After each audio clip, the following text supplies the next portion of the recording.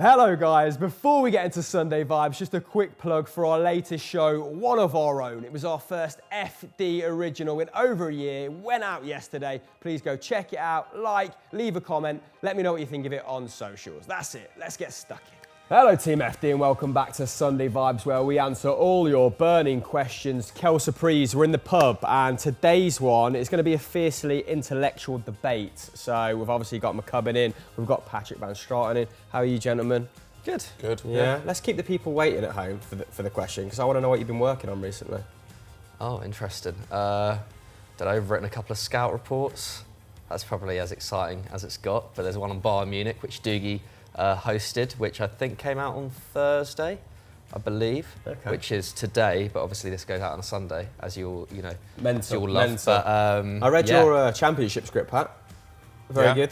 Yeah, I find the championship, I don't want to watch it, but I do want to see good players come out of it. And it's a few years ago when we would write about good players in the championship, it felt slightly disingenuous because you would kind of think, have there been that many good players out of the championship lately? Whereas now there are tons. I have no trouble now saying, I think this guy would be good, I think this guy would be good, because we've seen, Buendia, Maddison, Grealish come up, Tammy Abraham, these guys who are great in the championship and are great in the Prem as well. So I actually think it's becoming one of the more fertile grounds for big clubs to hunt for signings.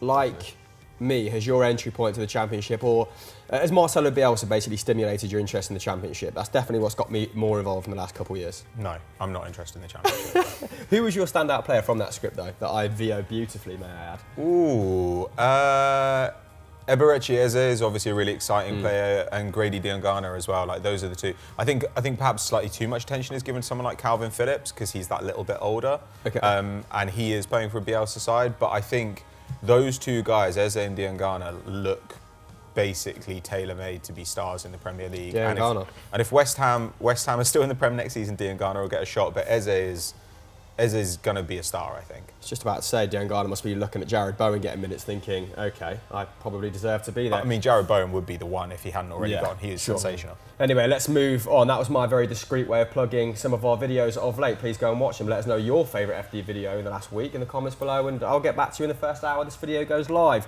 The question comes from Magical Mane. Seems like a pretty smug stance from him. What team can't afford to miss out on UCL football this season with the race for top 4 heating up? Shall we start with Arsenal? Yeah. Put you out your misery a little bit because they do seem most likely to miss out. I'd expect they're going to miss out. It's a problem for Arsenal, but it's not going to make them worse off next season. It will just mean that they won't be better off. They've already got Saliba coming in, and I think actually the signings that they want to make, even if they got back into the Champions League, that money doesn't come in immediately. They wouldn't have the money to then go out and make a huge signing. So from that point of view, I think that Arsenal should be looking for intelligent signings around the kind of 20 to 40 mil mark, which they can definitely do without Champions League football. So in that sense, I don't think it's a huge issue. However, obviously in the long term, they're going to have to think about what their striking options are going to look like. I think Aubameyang will probably go this summer. That's good in the sense that they can get a ton of money for him probably still and use it to turn over the squad. Well, I was going to say, it's quite interesting that you've not always been totally against selling him. And it does feel like, with the statements that Arteta made about the third year being the most damning out of Champions League football, third consecutive year, that decisions will have to be made. I think that they were the words that came straight from the horse's mouth. And do you think that big decision does involve Aubameyang? He is the big decision, essentially. I think that would happen anyway. He's going to have a year left on his deal at the end of the season. So, I mean, whether we're in the Champions League or not, if he gets an offer from a club and he wants to go, we would have to sell. And I think we should probably have sold last summer. I really love Aubameyang, but you get a lot of Arsenal fans saying, but Aubameyang's really good, he scores all our goals, and Lacazette isn't having a good season, therefore you have to keep Aubameyang. No, you don't. He's a year older and he's got a year less on his contract. That just means you have to sell him. You are in that position. And if they want, they can let him leave on a free the year after, the way that Ramsey did, but I don't really see what the benefit is. Do you not think the drop-off would be enormous, though? To fill... It'd be a problem, sure. OK, who would you get in to fill his boots? I mean, that is a huge question. That's a bit of a loaded question. But this is the thing, the drop-off would be big if you just went from him to another striker. But that's not necessarily how you have to do it. The attack, even with Aubameyang in it, has been awful this season. awful. Like, and it's been bad under Arteta. I mean, it's not been helped by a couple of red cards in his first 7 games, and there have been issues there. But it's not like we have a great attack and Aubameyang is the centre of it. Like, our attack basically creates one decent chance a game, and it happens to be for Aubameyang. Like, now, having a different striker there instead of him will be a bit of a drop off, but I think Pepe will be a bit better next season. I think Saka will be a bit better. Martinelli should be a bit better. Lacazette is having a bad year, but he's not going to be this bad again because he was amazing the year before. I think that actually, like, the Ozil replacement is going to be a much bigger deal. Like, having a dynamic 10 who can both create and beat a man and is going to press, like, I think that those things are much more important because Arsenal can't afford a top-line attacker. What they need to do is stop thinking in terms of, oh, how do we replace Aubameyang? We have to go and get a player as good as that. No, you don't. You can have a really, really good attack without having a single superstar in it. You just need to find a system that makes everyone better, you know, and find a way to, like, maximise the abilities of the people you have. And would you say Arteta's system is less dependent on having this superstar attack? I mean, at the moment, your defence is getting better and you sacrifice attack a little bit. Defence is better. Right. But next season, you're hoping that you're just as coherent across the whole 11. It's about making the right signing. Sorry, I'm not really sure what your question is. So do you think when Arteta, if you are going to persevere with Arteta on Arteta's system and his philosophy, under Unai Emery you might have needed an outstanding attacker because his way of playing was a little more pragmatic, let's say, a little less coherent. But do you think that Arteta will get essentially more from the whole squad, thus you can sell Aubameyang without feeling it as much? Or do you think he still needs that transition period is still there and he still needs that big firing superstar? It's really hard to say because it does depend on how good the other signings are. But no, I think that if you're ever relying on a superstar player, you're kind of already in trouble, and especially if that superstar is already 30. So I think that what we're moving towards is obviously like a fluid attack where you're going to create chances based on, you know, the way that you space out across the pitch. And our spacing around the box is still a work in progress, but it's got a lot better. I would suggest that I kind of think that with Man City, for example, like if you pick their best 5 attackers and put them all in the lineup, and then you pick their worst 5 attackers. I mean, obviously their worst 5 attackers are still very good, but they're going to create chances either way because of just the way they circulate the ball and spacing. And I think that the fact that we've got big production out of guys like Saka so far this season and Martinelli when he's played, and Nketiah as well actually so far, suggests that we are gradually learning the system and we'll get to a point where it generates chances by itself. Now, that's becoming the norm, not the exception. These contributions, meaningful contributions from other people apart from Aubameyang. Yeah, and I think Aubameyang it will be a drop to whoever it is, but right now we're getting virtually nothing out of Ozil, we're getting quite little out of Pepe, and we're getting virtually nothing out of Lacazette. So it's not that hard to imagine a world in which like Aubameyang's production goes down, but those guys' production goes up. So you've announced losses recently of 27.1 million for 18-19. That's obviously a record deficit. You don't qualify for Champions League. You don't qualify for Champions League football.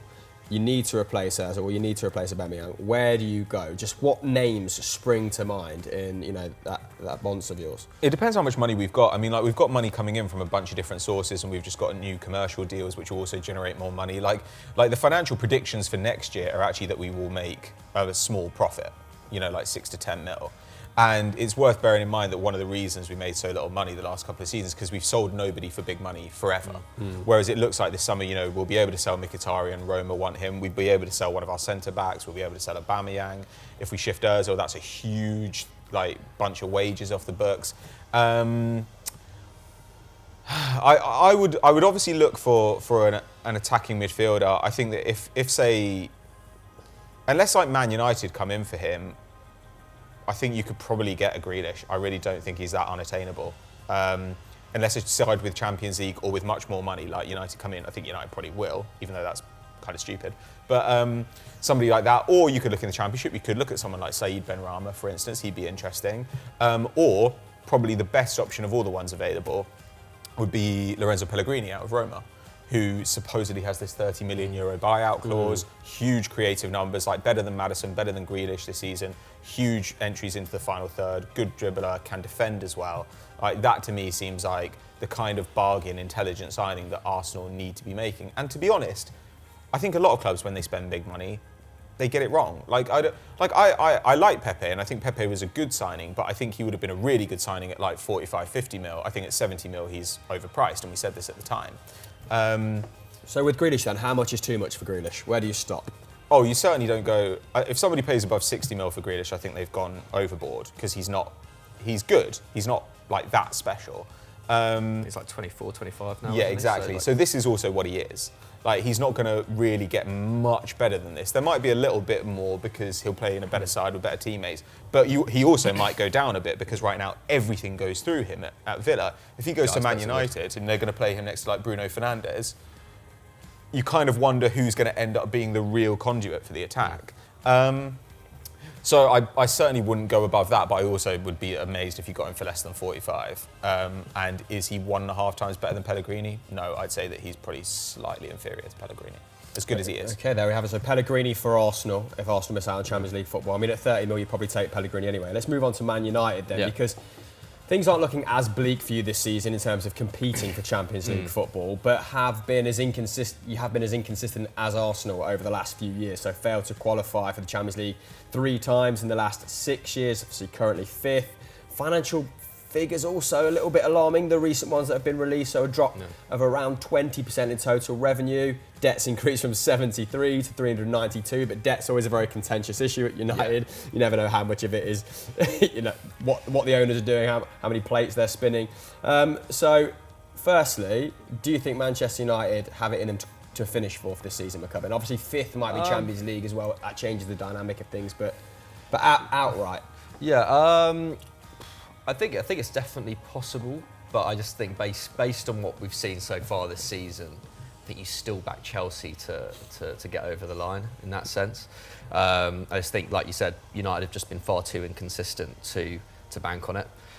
If this unbeaten run kind of carries on and United can start turning a few more draws into wins, then sure, they probably will do it.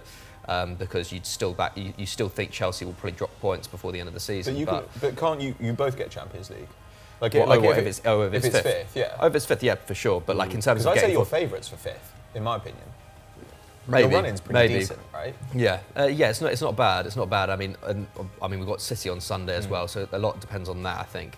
But in terms of what getting Champions League football or not getting Champions League football would mean for United, it kind of depends on the targets we're going for. Obviously, we spoke about Jack Grealish before. If United were to go for Jack Grealish, Champions League football I don't think would necessarily be the be-all and end-all, especially if Villa get relegated. I think he's just going to go to whoever the highest bidder is, and there will be a few. But I think in terms of the player that United should be not throwing all their eggs into one basket for, but certainly prioritising, is still, I think, Jadon Sancho. And I think that is an issue if you don't get Champions League football, because obviously Jadon Sancho would be sacrificing a year in the Champions League for that. Yeah, United's finances make a nonsense of securing Champions League football almost, don't they? But in terms of securing the very top level personnel, you think that would Jadon Sancho, if all things were equal, would pick Chelsea over United if Champions League football was a factor? I'm not really sure. I mean, I know there were reports this week about Jadon Sancho apparently that he seems to be edging in the direction of United at this moment in time. I think that's really difficult to speculate on. And I think we discussed before about the benefits of going to United or Chelsea. I don't think either of them are the really should be the number one choice of Sancho, but if it came down to it, I think there's pros and cons for either. I think it's a bit more even than him just supporting Chelsea. I think he's obviously going to get more game time at United, or at least is going to be more of a central figure at United if he does go there. But I do think Champions League football is probably essential if United are going to go for Sancho. So in terms of securing the top target, Champions League football is very, very important. But in terms of other business, I think it doesn't necessarily have to get in the way. I think there are other right-wing targets out there who could be secured without Champions League football, thinking kind of Bertrand Traore, even Adama Traore at Wolves, potentially could be got at a far less price. I mean, Adama Traore might be a little bit overpriced, to be fair, but in terms of attractiveness of the club, I don't think that would be an issue at all. And then there are other areas of the team where United need to focus on as well. I think obviously we've been talking about kind of the need for another playmaker. Personally, I don't think it actually does need to be that big a priority. I think if Pogba leaves, okay, that there is a need for a bit more creativity in midfield, but Bruno currently is providing that. I think he's made more passes into the box than any other player in the Premier League since he's made his first appearance at United. So far, he's proving quite a big figure in terms of United's creativity from midfield going forward. I think James Maddison would probably be a better fit than Jack Grealish. See, James Maddison feels very Manchester United as well, and apparently he did support them as a boy as well as his hometown club Coventry. But the problem with him is that he would he would be taking a step down because obviously Leicester are going to qualify for the Champions League. Probably not as big, not as big an issue as with Sancho, I don't think. But at the same time, I think as a young player looking at his career in English football, I think James Maddison would probably be thinking twice about that. But then in terms of other positions like deeper in midfield, which I think probably needs to be a bit more of a priority, I think someone like Marcelo Brozovic, I know we've spoken about him a lot before, but I think still, I know he'd be, again, sacrificing, but I think he's probably, I could imagine he's probably ready for a new challenge after Inter Milan, especially if they win it this year. I don't know, I could see him being attracted by a big money offer from Man United. And then I guess in the defence, I think United just need to make more smart acquisitions like they did with Wan-Bissaka last term. I think probably another centre-back is needed, but do we need to go spend more than 30 million on one? No, definitely not. Have you heard that they're installing a head of analytics? Yeah, well, this is a big thing as well. Isn't it? Yeah. So yeah, I mean, United do have priorities on a number of different levels as well. So and investment is being put into all sorts of areas. And yeah, I was just reading about the analytics kind of department this week, which is going to be, I think, brought in for scouting, going to be brought in for the medical department, going to be brought in for the academy as well. And also the academy, I think, we're going to see big improvements in the academy over the next few years as well. We've already seen it. Obviously, kind of Van Gaal was a big, he kind of started that change, and United's current youth team, I think, look kind of the best they have in about 10 years. So there's reasons for optimism in that sense. But in terms of the immediate, I think, I don't know.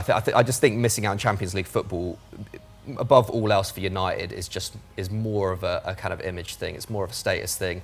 And as we've seen over the last couple of years, we can't just rely on this commercial revenue staying above our rivals forever, because obviously Liverpool and Man City have both caught up considerably in the last 2 years. So I think it's more. I think it's more on that.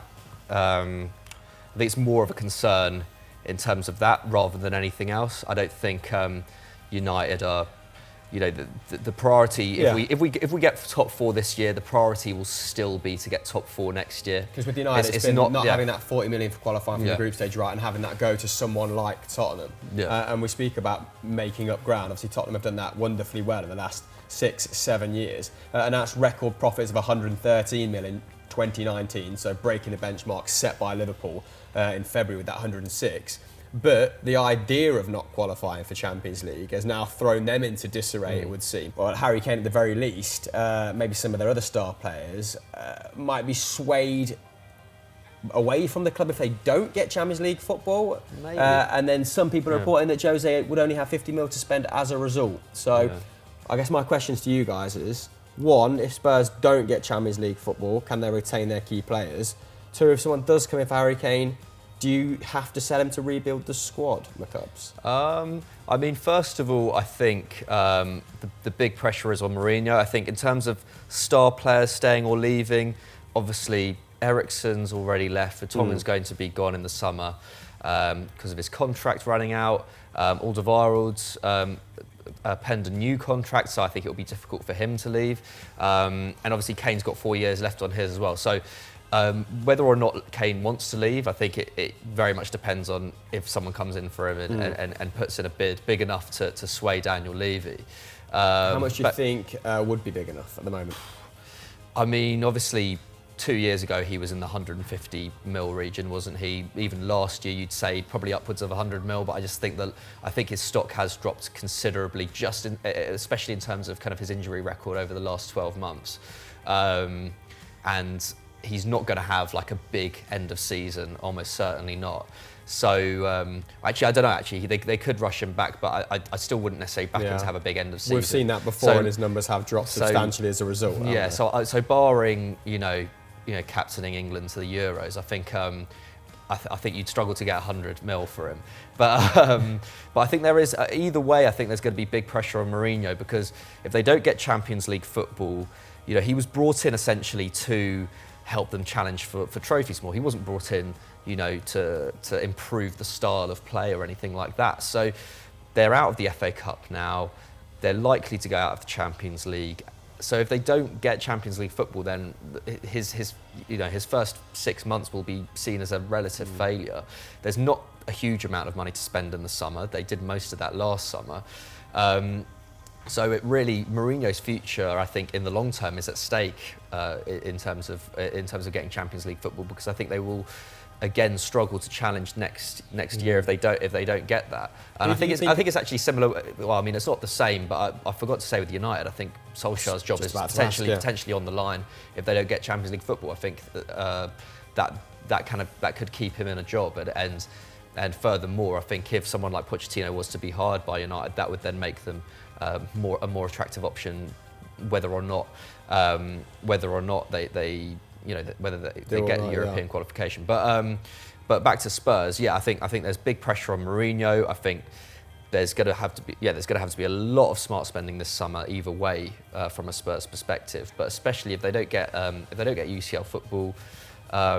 There's a lot of rebuilding to do, especially in the defence, and I think they still need a backup striker for Kane, even if he does stay. You just touched upon the defence there. Yeah. We'll get to backup striker in a second. So is 50 mil enough as it stands to currently fix that ageing defence, that depleted defence? Because we've discussed the midfield before. Lovely midfield, bloody wonderful. But at the back, they're having real issues, aren't they? Yeah, I mean, Alderweireld is still the key player, like the best defender, and without him the defence does look pretty porous. But they need a starting left back and a starting right back and another centre back, and they aren't going to bring in a huge amount of money this summer unless they do something like sell Kane. So would you sell Kane to facilitate that overhaul of the defence, or would you keep Kane in the hope that he rediscovers old form, 5 shots a game, gets you to the Champions League, or not single-handedly, but certainly a large part of it? I think the odds of that are quite slim at this point. Like, I mean, where he is age-wise in his career, the consistency of these ankle injuries, the inability of anybody at the club to say no to him, which is like phenomenally stupid, because they just let him. They say like, oh, he just wants to play. He wants to play every game. It's like, yeah, it's your job to make sure that he doesn't. Idiot. Like, I don't understand. I don't understand the way that club talks about Harry Kane. But the problem is with Kane as well. You've got to be able to sell it to the fans. And also, if Kane goes, you're not going to be able to just spend that money in the defence. You're also going to have to buy at least one attacker. And yeah, right now, I mean, if somebody comes in with 100 mil, I think you have to take it. I think it'd be stupid not to. But I don't think they would take it, because I think when it comes to players like this who have come through the ranks and who the fans are really attached to, clubs are stupid. And understandably so. But they're going to have to do some smart work, because I actually think that there are better options around at fullback than people realise. I think if you're prepared to look a little bit further afield, you can often find bargains in those positions. But they pretty much need those guys to come in and hit the ground running. However, the future proofing in the midfield has been absolutely sensational. Like, I mean, I think their midfield, if you show, I think their midfield's just as good as Liverpool's, like quality-wise, at least. Probably as good as City's, because City's is kind of weird.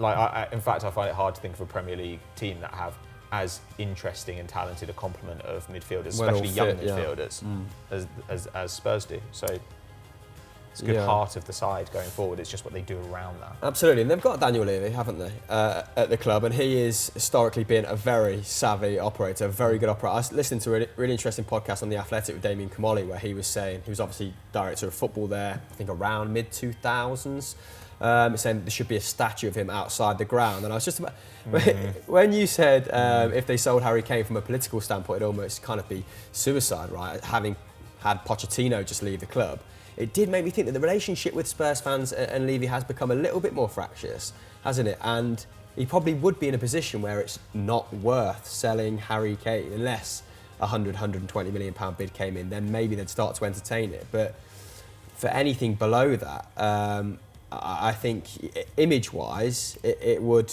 undo a lot of good work they've done in the last 3 or 4 years in terms of convincing top players to come to the club, right? Parting way with your talismanic striker. Yeah, to an extent. But yeah, I mean, the problem is I guess, like, I just don't even think anyone comes in for him anyway. Like we were saying, like, I don't think he commands over 100 mil. Right. But like, yeah, unless United, like, I could see, like, I could imagine United doing it, but then I don't know if I could imagine United doing it this summer, because there are clearly other areas. I think they don't go for Jadon Sancho over Harry Kane, right? Yeah, exactly. And next year he's 28. Yeah, so it's almost. I almost feel like that's not even a situation I can envisage. And do we think someone like Timo Werner would go to Spurs? Are they a big enough club for him at the moment? Doubt it. I don't know. It'd be a substantial upgrade, in my view. But no. I just think we have better options. It's not a big enough step up for him. Would he adjust to the Premier League straight away? I kind of think it might be a little bit of a Pulisic type journey where he takes 6 to 12 months to adapt, because obviously that Nagelsmann system has proved very effective in the Bundesliga with a number of talent that hasn't sometimes prospered elsewhere, like when Uth left for Schalke from Hoffenheim, for example. But this is only his first season under Nagelsmann. Yeah, we saw him. He's been sensational under every manager. Yeah, pretty much. And I think, I mean, so you think he'd just take to well, it's impossible to know. It depends how good Spurs attack is. But I want you to around. guess the future. Well, also firstly, I don't really agree about Pulisic. I think Pulisic has been pretty amazing basically every time he's been on the pitch. Okay. And if you look at his goal involvement numbers and expected goal numbers, I feel like that kind of backs that up. And injuries have been more of an issue. But also, Werner is like 3 years older than Pulisic. Like 2 to 3 years older, and that does make a big difference at that age. The difference between having a 21-year-old body going to a slightly more physical league and having a 23-year-old body is like pretty substantial. Like, that's the difference between somebody who's approaching their peak physically and somebody who's still a couple of years away. But it really does depend, like, if Spurs have a plan to play with him, because Harry Kane, when Mourinho came in, it kind of seemed quite obvious that what you need from Kane now, because you get fewer shots out of him and he's not as free with his movement as he used to be, is that you want to park him up front and let him do what he does best, which is find space in the box and finish. He's still amazing at that. Werner's been great on the right, though, hasn't he? You could play him with Kane theoretically. But he's played mostly through the middle. Like, he's played on the right, he's played on the left at various points. He's still a centre forward wherever he plays. It's like saying, Nagelsmann on the right, though, hasn't it? Where his numbers have gone supernova. He played, I don't know, every time I see him, he's playing through the middle. Like, I mean, and he's played on it's really hard to say with Werner, like, because there are guys who you can start them in a position, but they're still a centre forward. Like, you can start Aubameyang on the wing, but he's not playing like a winger in any way. Like, Werner will do that a little bit more because he's a bit more creative, but he's going to kind of play wherever he needs to in that attack. And last year he was a centre forward. The year before that he was a centre forward, maybe pulling out to the left a little bit more. So in a way he solves a bunch of problems. But I'm not sure what Mourinho's attacking plan is. I'm not sure what Mourinho's preferred lineup is. I'm not sure what he wants to do with the fullbacks. I'm not sure what midfield he'd pick if everybody was fit. Like, I just have no idea. Jedson Fernandes on the right-hand side of a 4-4-2 recently, haven't we? So it does kind of seem like it's the vision is based on a week-by-week kind of scheme.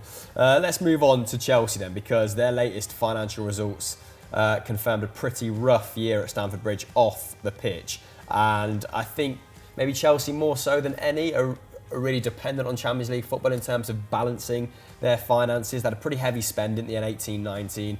Ariza Balaga, Jorginho, Pulisic, Abramovich pouring in £250 million from Fordstam Limited, his holding company, suffered a pre-tax loss, gentlemen, of 101.8 million. But we're all of the kind of opinion at the start of the season that Champions League football would be an exceptional achievement. So surely, to some extent, they're preparing for life without it. But now it would seem that it's once again essential to Chelsea. Do you think they're going to secure it this year? I would still back it. Like I was saying before, I think I would still back Chelsea at this point if I was a betting man.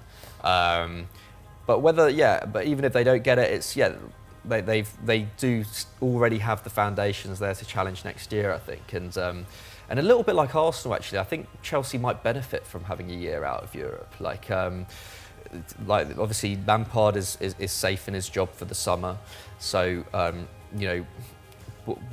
They've talked up of having a decent budget this summer after that transfer ban. Where do you think they need to strengthen? I think left back. It seems like the obvious place, doesn't it? I know Chilwell was originally getting talked up for that position. Now his kind of stock's dropped a little bit. I think central defence as well definitely needs to strengthen, and I think Lampard essentially needs to make the decision on Kepa as well. I know he had a pretty good game the other night, didn't he? Against Liverpool. He's not had a great season in terms of his save percentage, but I think that needs to be addressed pretty quickly. And there needs to be a certain number one kind of in place at the start of the season. But I think it's defensively really, because you can only really see that forward line growing stronger. They could maybe bring someone else in. But in terms of development of that squad, the midfield is obviously fantastic. I think it's mainly defence they need to work on. But maybe some cover for Tammy if Giroud leaves. Willian's not getting any younger. Pedro's not getting any younger. So maybe a couple of attacking additions. I think in terms of depth, for sure, they can definitely improve. But in terms of that kind of first team, I think it's quite an exciting forward line developing there if Tammy can kind of return to full fitness. And like you said, the talent kind of has lent itself to not necessarily needing Champions League for the next couple of years. It might benefit. Well, it's going to benefit from the experience in the competition this year. So maybe they're a little bit further ahead in that regard. We talked about Manchester United not necessarily needing Champions League football in order to attract a sufficient amount of talent or talent of a sufficient calibre. As Chelsea's kind of whole youth policy and the feel-good factor that surrounded the club this season, do you think that would offset not qualifying for Champions League football to a degree? Like with Jadon Sancho, even in the absence of Chelsea securing Champions League football, look at that team and go, okay, I see the project. Lampard's trusting young players. I'm going to get minutes, a lot of minutes, and we'll probably be back there within a year, given the talent in the squad. I don't think they get Sancho if they don't have Champions League football, just because he'd be leaving Champions League football for them, same as United.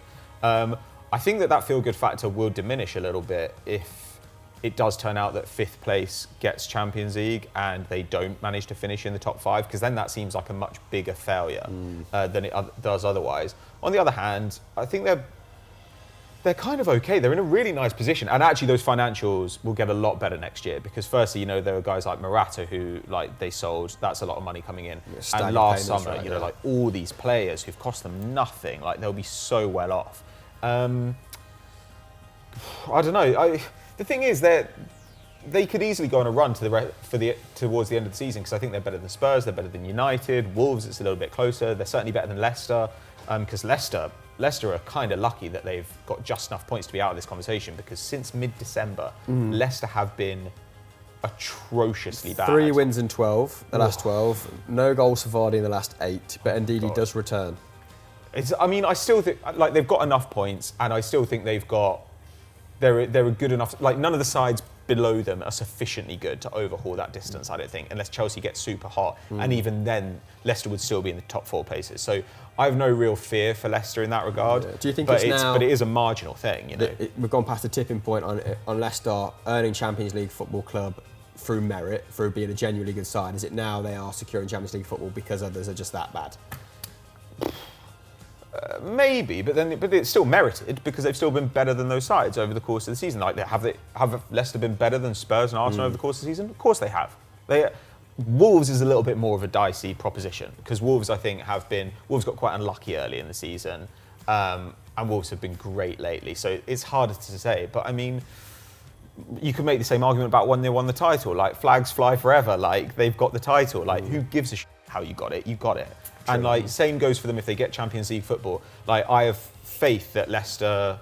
I have less faith because Brendan Rodgers is there and Lee Congerton, but I have faith that Leicester have a smart plan for what they do with that money. So they're brought in ahead of statistical analysis as well. I think.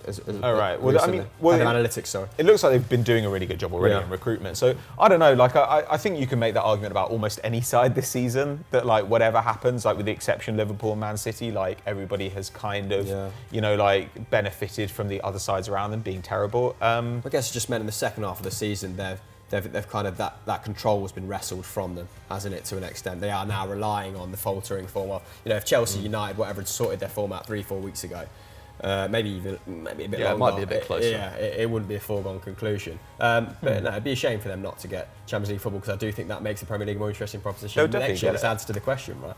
Yeah. Okay, Shu, I mean, have we discussed every top side really in the hunt? I think we have. Yeah. So who do we think, just to really answer the question in a punchy-esque fashion, is going to suffer the most? Who's the most doomed if they don't qualify for the Champions League? I think on balance, I'd say United and Spurs. Would you say Arsenal? I just think in terms of attracting players and stuff, like Arsenal. In terms of finances, I think Arsenal need it the most. I think in terms of the actual development of the side, I feel like Arsenal could benefit from not being in European competition next year. I just think the youth is that good at Arsenal. Well, I just think being able to focus on one competition. Yeah, I think being able to focus on the Premier League in particular. I think giving Arteta that kind of space to really work with the players kind of on a week by week basis without having to worry about midweek fixtures. I don't know. I just feel like that would be something that would benefit Arteta a little more. I just think in terms of kind of the managerial positions at United and Spurs, those not qualifying for Champions League this year is very. I think in the immediate, I think it would spell trouble for Solskjaer, and I think in the next 12 months it would spell trouble for Mourinho. So in that sense, I think they need it. So but management of course, perspective. In a financial perspective, I think I can't claim to be an expert on all the figures, but Arsenal have always suffered, haven't they? But I mean, like we were discussing earlier, like Arsenal have kind of tended to kind of say kind of publicly that every season that Champions League will be a problem, but they've kind of coped with it so and it will far. be more of a problem every season. Like it will be worse in its third year than it was in its second, and worse in its fourth than it was in its third. But like, bit of a no sort of statement. Fortunately, the youth does help ameliorate the situation a little bit, because you've got some real guys to dream on there. I mean, particularly the three of like Guendouzi, Saka, and Martinelli. Like those are like spectacular. Well, he's a little bit older, but like those guys are like spectacularly like fortunate signings for Arsenal to have it. Or well, Saka's not signing, but at this particular juncture. But yeah, I didn't really think about it from the point of view of managers. Like, I guess I just look at Spurs midfield and think they'll be fine. Yeah. United, I think you can give United money, you can give them Champions League. I still don't think they'll have their shit together. I also think Jose, I think he could ride out finishing 5th, 6th, more so than Oli for another year, just because obviously Pochettino is still available. He's lost a lot of kind of goodwill with the fans, and the project has just made itself no clearer. So I think another year of mediocrity would cost Oli. Definitely. But yeah, so manager, we're saying Oli, then maybe followed by Jose. Club, we're saying Arsenal, right? That's our answer to the question. Twofold, 2 for 1 there. Let's move on to quick fire questions. First one comes from Cool Luke, MCFC then, and it is: who would be in your first 5 inductees in the Premier League Hall of Fame, gentlemen? Okay. Are these our predictions or the ones that we would put in? That is a very good. It says who would be yours, so I guess we should do like our 5. Yeah, okay. Your, and they have to be retired to feature, right? Sure. I think that is a stipulation.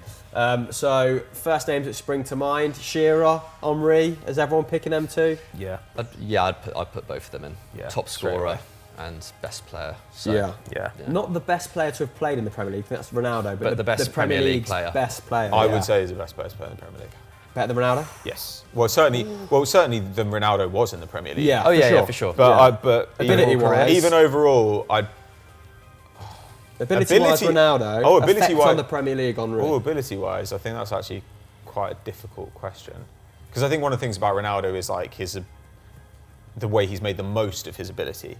Like, there are more talented players than him, right? Like, so for instance, Scholes is more talented than Lampard, but if somebody said Lampard was a better player, I'd kind of understand where they were coming from. You know what I mean? So Oh, I don't know. Already getting juicy. But also, Yeah. I don't care. Ronaldo's not in my 5. Yeah. Put it that way. Lampard is definitely. I think Ronaldo would be close to my 5 though, just because of the impact that he did have in that short time. It was only really 3 seasons where he was really unreal, and even in his last season, I think he dropped off a little bit. But he would be. Let's not get onto that. But he hasn't retired yet. But also, to be fair, Ronaldo hasn't even retired yet, so he can't be in the conversation anyway. But I think Shearer, Henry. I would put. I know it's been an unpopular choice in the office, but I would put Giggs in there. Purely for his longevity. It'll be a popular decision. I think there's got to be in that 5, and I think maybe even in the top 2, because I know they announced that they're going to be announcing the first 2.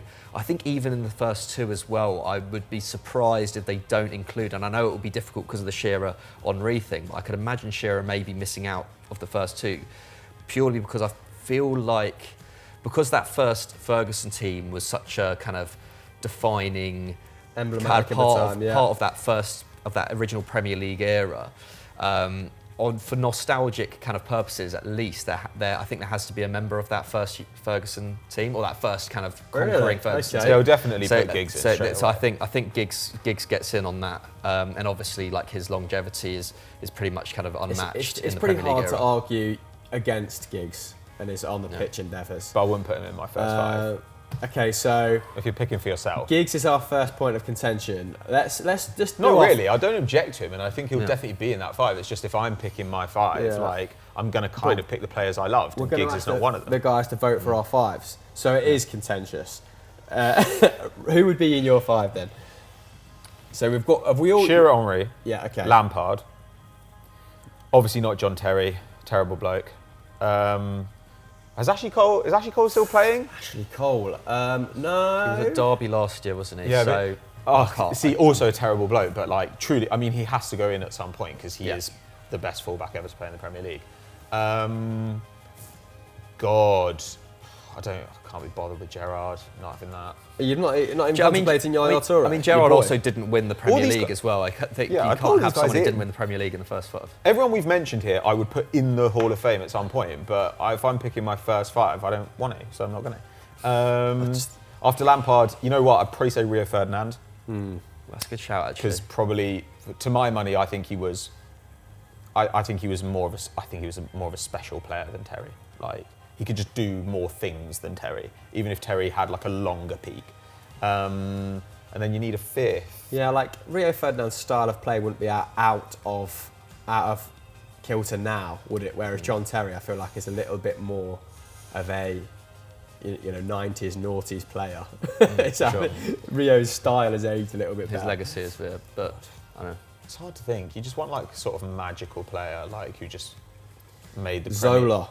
Juninho, Palista. JJ Okocha. Zola's not a bad shout, and I love JJ Okocha. Ivan Campo. I'll probably go for last one. Like if it's for me, I'll go. I want Bergkamp or Vieira probably, and I think probably on balance it should probably be Vieira. But I'd also think seriously about Roy Keane being that 5th guy. Interesting. But I'll say Vieira. Yes. So Vieira rounds off your 5. So who are your other 3 that aren't Shearer and Henry? Shearer and Henry. So I'd definitely go for Giggs. I would do Rooney as well. I think I would put Rooney in there as well. Sorry? Oh, he's not retired actually, yes, so not Rooney. Because otherwise, we've probably already established that, haven't we? For sure. Okay, so I think I'd get another United guy. I think I'd get... It's between Scholes, Giggs, Scholes, Keane, and I'd maybe even say... and Schmeichel as well. Schmeichel. Just because I think it would be cool. Neville, It would be... Yeah, I think they just miss out. I think Beckham left a little bit too early, but he would obviously get there. I mean, Gronkiar did score that goal for Chelsea, didn't he? They got them into the Champions League, so a defining player in some ways. But very respectful that. It's so difficult. I think I put Giggs. I think I'd do Giggs, Scholes, and then I think Lampard. Yeah, nice. That is a hell of a 5. Yeah. I don't have the same sort of nostalgia around Giggs as United fans, but like it's obviously a perfectly passable answer. But outside of Shearer and Henry, I mean, I did think Rooney straight away. Of course, he's not retired yet. He should be. Van Persie. I do think I would just go to the best teams and then the most memorable players for me from those best teams. Well, we haven't even right? talked So about guys like Drogba and Cech. So, Cech. Yeah. Cech. Petr Cech. Cech. You think about Jose's Chelsea, like growing up, the Invincibles, the treble-winning side.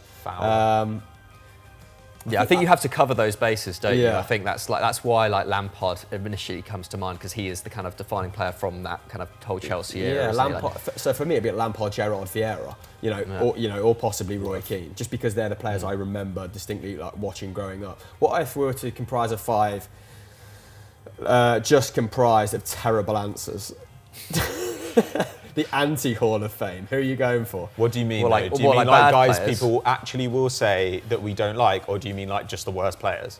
Not the worst player. It's just guys. Terrible shouts Guys for that this. would never make it to the Hall of Fame for one reason or another. Ooh, What, from like a Ben PR Aid. perspective? You what? Sorry. What, like from a PR perspective, just from like Just El Hadji? Any like, perspective you want to throw out. Yeah, the El guy- Hadji- the most El Hadji spits is a in Premier great League. answer. Yeah. the kind of one most where like spits in Premier League. only fans of that club would be like, oh yeah, like Malouda's got to be in there, and you'd be like, or Anelka, and you're like, El Hadji is a everyone great hates- place to everyone start. hates Anelka. I'd love to put Steed Malbronk in there. Like Big Steve? yeah, I just liked him. Any I name that's Steed is a great name. And he was such a mid-table hero, like for Fulham. Like I don't think they would have stayed in the Premier League without him. Who's it? Letisse. Letisse. He's not really Well, I think that bad an answer. I think Letisse will probably get in there at some one point. Day, Yeah. one day. Like Letisse. Ginola was great for a while. Norberto Solane. He was Oh, every Nobby Solano was housewife's great. dream. No, but these are like good players. They're on the edge, though. These are underrated They're players. on the edge. Okay, so So I need to thinking think of bad someone players. I legit think is That's in the same vein not, as El Hadji. not sh- Yeah. but not great. But the would make it maybe based on other reasons as well. Trying to think of someone. Is I there anyone mean, I've just loved like for no reason. You know what? Okay, it's not totally, but Yakubu. I loved Yakubu. But it is, Yakubu was also a good goal scorer. yeah, but as well. it is. But imagine if Yakubu went in and like Yeah. Dwight York wasn't in, Yeah. or something like it. That would be obscene. Feed the yak. What about Rockenbach? Just because I remember him scoring one Oh. outrageous goal for Middlesbrough. Was it Yeah, I against think- City when they won 8-1? Maybe he scored against United when they beat us 4-1. So I seem to remember. Massimo Macaroni's got to go in there. That run, What for his contribution in the UEFA Cup? he cost them 8 million and proceeded to score like 8 goals over the Yeah. next 4 or 5 years. and Unreal. Then had that unreal run in Europe. Massimo Macaroni, El Hadji. Who did you put in there? JJ Kocher. Jay, what a phenomenal footballer. Yeah, but also like if you put him in and you're like, wow, he was great for Bolton for a while. Like that is stupid. I'd make a strong. If the Hall of Fame had started, in 2005, Dion I Dublin. think he would be in there. Oh, the Jube. He could go in there with his Jube. What about Richard Dunn for his services to own goals? Yeah, not bad. And also a great defender in his own right. Yeah. He was a great centre back. Like player of the season 2 years, Yeah. 2 years in a row, wasn't it? Bleak times at City. I was pretty sad for him when City got all that money in, because it was just like, oh, he's going to lose his place, isn't he? Doesn't deserve that. So we've got El Hadji for services to spit in. We've got Richard Dunn for Dunn for services own to own goals. What about Hitzelsberger for services to bangers? Thomas Hitzelsberger. Yeah. I don't really remember watching him that much, to Hammer. be honest. But like, Any man called the Hammer deserves to be in the ANSI Hall of Fame. yeah, and he's also been very outspoken on LGBT. Kind he of, is. Bit of a ledge. Yeah, in Yeah. football as well. So Come on. I respect him a lot for that. I want one that you actually mean. What do you mean? You didn't That I mean- mean but don't mean. You didn't mean JJ. But this Okocha. is someone I mean but don't mean. It's someone I think is like good but like No, but I want you to have that kind of moment where you're like, embarrassing. oh, this guy. Ugh. That's kind of, I don't know, man. Like, I'm trying to think of somebody like I truly loved who was also Who was the guy perhaps not great. who went from Blackburn to Man City? Right, is it Rocky Santa Rocky Cruz? Santa Cruz, Santa yeah. Cruz. Good-looking bloke. Yeah. I'm pretty sure he earned his move He just, had by, one- being, just yeah. by being decent. No. One not that season much of a wonder, fan. pretty much. Yeah, like, it's rubbish. Julio as soon as he got Baptista. six. put him in. Oh, Julio Baptista, the beast. Just for that performance against Liverpool. That is good. Or Andre Arshavin. Oh, that Because Andre full goal, Arshavin yeah. was great, but he's also like an embarrassment to the world. Yeah. And he's like the world's most Russian man.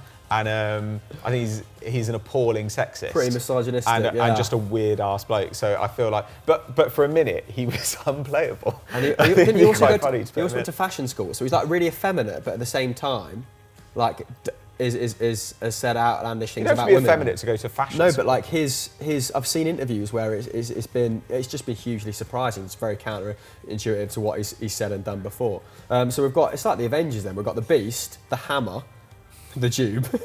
Did the other blue make it? Anyway, yeah, I want to know your 5 anti-Hall of Famers in the comments below. Let's move on to one more quick fire question then. We could probably answer this fairly quickly. Should Dean Henderson permanently move to Sheffield and believe in the project Chris Wilder is doing? We're coming the other United fan. Yeah, I'd from a United perspective, I would take him back to United as soon as possible. Even if he's not going to play? Because he isn't going to play. He's not going to start over De Gea, sure. But it's a really difficult situation because I think I think that the De Gea situation at United is almost, it feels like it could become what the Ozil situation is at Arsenal in terms of like we gave him that big contract at a time when he was very in demand. Now I just don't think anyone comes in for De Gea for the kind of money that would get him out of United, and definitely won't pay his wages either. But logically, it feels like De Gea is declining. He's not declining at as big a rate as some people are saying, but he is clearly declining in some way. And I think in 2 years' time, we're definitely going to see him not be, He's certainly not untouchable anymore, is he? Yeah, and I think. Sorry, what I was going to say. Yeah, in 2 years' time, he's definitely not going to look like the keeper that he is. Or at least he was like a year or two ago. So. I think if United were really ballsy, they'd bring back Henderson and pit them against each other essentially. But I just don't think that's going to happen. Oh. I think no, I don't. But I still don't think you do. I think you extend your loan at Sheffield United. Even if it is for a year or two longer. But I don't think you make it permanent because I think there's that place at United waiting for you. If just give it 2-3 years and you've got that nailed down. He's still very young, like he can be United's number one for 5 to 10 years. So like, and Sheffield United, as good as they are now, there's always going to be a ceiling. They're pretty much at their ceiling, I think. Sheffield United, so, like there's just not the wealth or infrastructure at that club for them to sustain that. Yeah. They could sustain themselves in the top half of the Premier League for 3-4 years. There's nothing saying that they can't do that. But yeah, they can't do any better than that. All right, nice. Pretty comprehensive answer, Pat. Anything to like add or agree with, disagree with? Henderson, stay or go? He just needs to do whatever gets him the most game time, which is probably stay on loan for now. Okay. But maybe another season like this for De Gea, and United do think about moving him on. The one problem about bringing Henderson back is then you're going to get a guy who, you're either going to have a guy on the bench earning like 350k a week, which is a massive problem, or you're going to have a guy on the bench bitching because he could be playing regular Premier League football and instead he's sitting behind De Gea, who's in decline. Like, I don't know, that seems like a recipe for a bad kind of squad, like a bad dressing room situation. Okay, maybe a little bit more interestingly then, does he start for England or not for you? Or do you stick with Jordan Pickford if you're Gareth Southgate? Because Pickford, I mean, against United again at the weekend. England should stick with Pickford because I don't think he's very good and it's funny for me, and I want England to not win the Euros. But Henderson's the best English goalkeeper around, certainly at the moment. I don't know how good he is with his feet.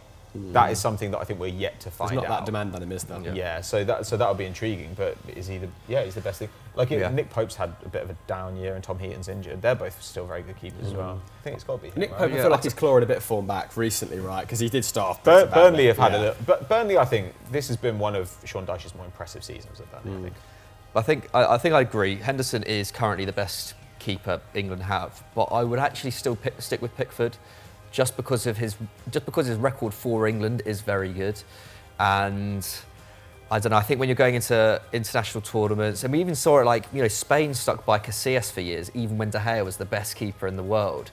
That might not have been the best decision, but at least in terms of when you look at the kind of history of England keepers, you've had there was a point where Ben Foster was probably the best goalkeeper in England in his early 20s or kind of mid 20s, and but whenever he played, when he was kind of brought into the England setup, he made mistakes. I don't know. There seems to be a kind of there's a very much a pressure on England keepers, or at least kind of historically speaking, and I think Pickford was excellent at the 2018 World Cup.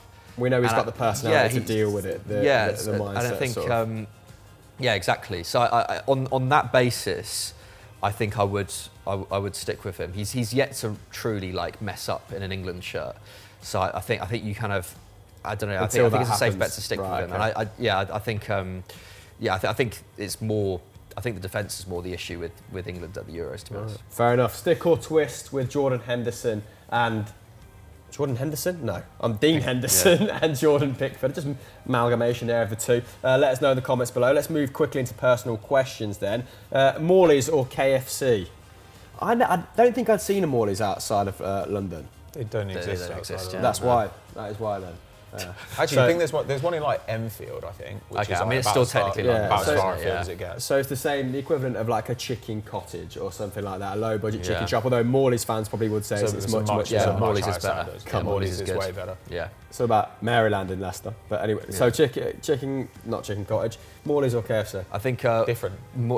Yeah. Similar. And Morley's is better value. I think Morley's is better value and more consistent. But a good KFC, I think, is pretty much unbeatable. Like, I'd take a good KFC, maybe even over a good Nando's. Like, Oh, definitely. A good Nando's is almost non-existent. That is a good Nando's is very, very good, but I would take a good KFC. No, Nando's is. It's always a 7 It's Van always Straten. like a 5.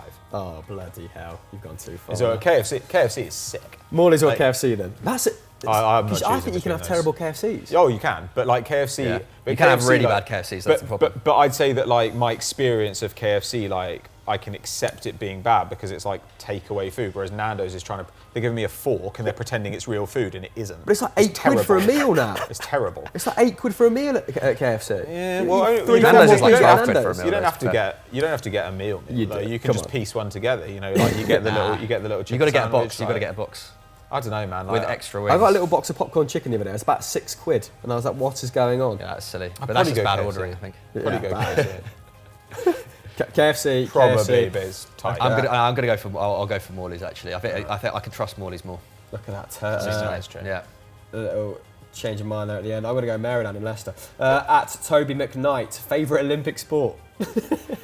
Oh, that's Really tough, man. Yeah. What pulls you in at the Olympics? Like pretty much, anything can pull you in at the Olympics. you know- like field hockey is Yeah. amazing at the Olympics. Do you know what was great? You know when the Olympics games came out on like PlayStation 2 every 4 years Okay. or whatever? They were insane games and to like run and sprint. You had to, actually like, played those? Mate, that was so good. I never played one Bloody hell, that's strong. because that's just it's just thumb mashing, isn't it? Button bashing. That's yeah. quite fun though. Like, there was one on like the I think it was like the BBC Sport website. They used to have quite good Olympics. Oh, where it games. was like the hurdles Where you're and like you were just Denise, going- yeah, you're like Denise Lewis, and you had to like do the heptathlon, like, and it was literally just button bashing. But that's really Favourite tough to watch? I mean, like I remember watching. I think it was at the 2004 Olympics. I really enjoyed Lithuania's basketball team. Nice. I seem to remember that was a bit of an underdog story, and obviously like USA always win it. But like I think did they get to the final? They either got to the semis or the final, and they were so good. Yeah. They were so good to watch. When was it, sorry? 2004, I Oh, think. right, Yeah. okay, So I right, don't know how they've done recently. Because now, but now they'd have Porzingis, right? Porzingis is Lithuanian. yeah, I think their stock has risen since then, or at least I'm not an expert to be fair, but they were great. They were really, really good. Stock of the Lithuanian Olympic basketball yeah. team. But, Pakistan's hockey team, Sahil Abbas. There's a guy called Sahil Abbas who was like the best player in the world at one stage. That was sick. Do you tend to watch the more obscure sports than things you would have played growing up? For example, like I wasn't necessarily. asked about the GB football team whatsoever, but you I know, was sign me up for a asked bit of- about them only because it was the first time sign the me up for a UK bit had of put in a fencing. football team. But- yeah, I suppose. Yeah, But apart from that, I don't really watch. I wouldn't go out of my way to watch the football at the Olympics. It seems a bit pointless when the Premier League starts at the same time. Yeah, if I wanna it's watch like a football, nice I'll watch point of that. difference. The Olympics. You don't want football to be in it. You want Yeah. something else, right? Like Adam Peaty is an incredibly impressive swimmer as well. Like swimmers' bodies, you know, not to start fetishizing anything, but like that's the best body for me. That's Really? what I'd want. But it's just wingspan. Lean. It's every part of the body. It's Aerodynamic. every part of the Nothing body is looks out focused of on. Nah, man, yeah. gymnasts. Out of whack as well. Gymnasts. Okay, interesting. Parallel bars, like those guys, because they're actually like stacked as well, whereas swimmers aren't stacked. They're broad, but they're like long limbs, you know, like rowers. They're not actually particularly like muscular, whereas like gymnasts like tend to be like absolutely gutted. Yeah, on the hoops, when they're holding Yeah, themselves they're up on the unreal. hoops, that is something else. It's like truly spectacular. What is the one with the gymnasts spinning on the bar and then they have to land? Oh, yeah, that's like the parallel bars, isn't it, or whatever? I don't remember. That's insane. Where you go from one bar to the next and Yeah, back up. that is insane. It's funny if Who you go invented and that? It's funny if you go and watch like early, you can see videos of like early competitions of that. In the same way you can watch videos online of like the early floor routines in the gymnastics, you know, where they're just like twizzling around like a ribbon on a thing and just like doing a forward roll. It's just Robbie Keane. And now you see people doing it and they're doing like 17 flips in a row. It's genuinely amazing. It's pretty cool. Have you watched any Olympic stuff live? No, I watched Paralympics in London. I watched some Paralympic swimming. Oh, sweet. Which was good, although I was very, very high up, and it was very like, I don't know if you ever watched, it's just like, you know, like how swimming pools are just humid. It was just like, there like first thing in the morning, quite tired, and it was just like really humid, not the best seats, but it was still, it was a good experience. And God, I can't remember the Paralympic, who's like Britain's #1 like Paralympic swimmer? I can't remember her name. Is it? God, Ellie.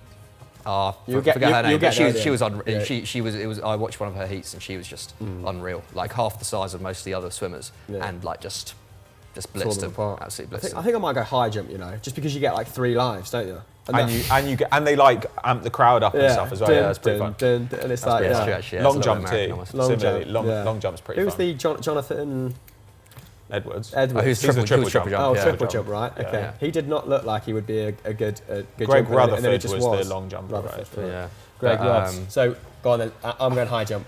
I think I actually think just pure like 1500 meters. Like the excitement of that, like the last lap, going into the last lap is unreal. Yeah, I think it's got to be that. Yeah. All the sprints. I think no one said sprinting until the very last, until the death day.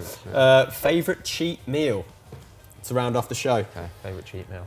It's a great key. Is cheat meal, is that the same as like the favourite, like your hungover meal as well? Like when you're feeling vulnerable? Comfort food and cheat meal the same sort of thing? No, I don't think so. Because cheat meal's like, you know that you get this meal off your diet, like, so you have the thing that you would never normally have. Whereas sometimes your hungover meal is perhaps a little bit less. It's more wholesome, challenging. Less nasty. Right. Challenging than that. Because, you know, like my cheat meal, I'm just like, let's see what my body's capable of. Right. Like, let's see what you can absorb in this 24-hour window. Whereas hungover meal, I'm like, KFC, you know.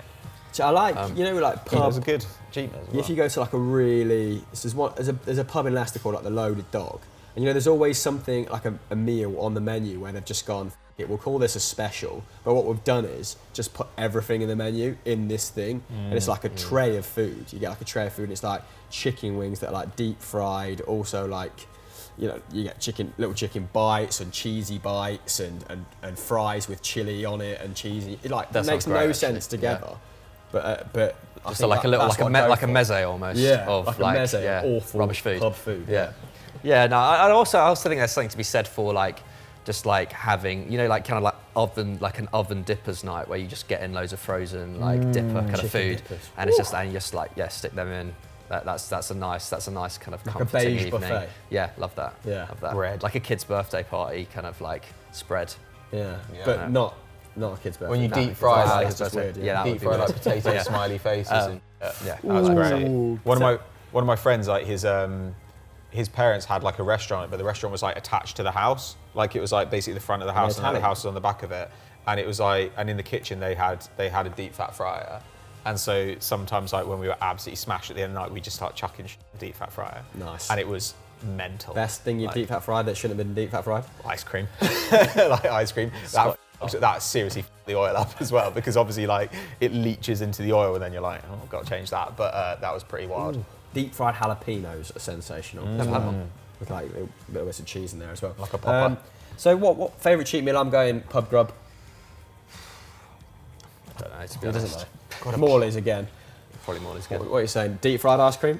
Probably like a pie or like toad in the hole, or just something really filling and like just heavy, like a really good roast as well. That absolutely bangs. But then, does that feel like a cheat meal? Because that's quite wholesome. There's so many carbs in it. I suppose when you put cheese on cauliflower, then you are starting to but whack also up the carbs. Potatoes and like gravy, and you've got like, if you've got chicken, you've got chicken skin, you know, or you've got pork belly or whatever, like, I don't know, and you want like a pudding, and the pudding, the world's best pudding is obviously sticky toffee pudding, like, so like, it starts to mount up. You want a starter, some breaded mushrooms maybe, who knows? I feel like this conversation is going to carry on all the way back to the office now. That's a sensational question, and that is the end of the show. Whoever's editing this has got 30 minutes of pure jabbering at the end, but I really enjoyed that. If you enjoyed it, then please hit the subscribe button and make sure that you leave a comment, leave a like, all that good stuff. What have we got to plug across the channel? Well, I mean, yeah, I mean, if you go to Euro Football Day, you've got Stat Wars the Champions, you've got the new scout reports, which are all pretty interesting to watch. I guess your Leicester video as well, obviously, on this channel, which went out yesterday. Yeah.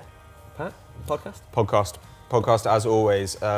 Extra Time, you can find it on whichever podcast app you use. Also, right now, we've got a sign up with botb.com/extra. Go to that and you can enter competitions to win cars. Have you won one yet? No. What did you go for as a car, out of interest? I picked like 6. I had a bunch of tickets. So I went for some like big 4x4s, Point Break style, because I like those. I went for a couple of Volvos because I'm getting towards like family time. And I do enjoy a Volvo estate because they're very safe. And I also picked a Maserati. Right. You know, why not? Well, I think we should end on that image. Thanks for running the Maserati, eating deep fried ice cream. Bye.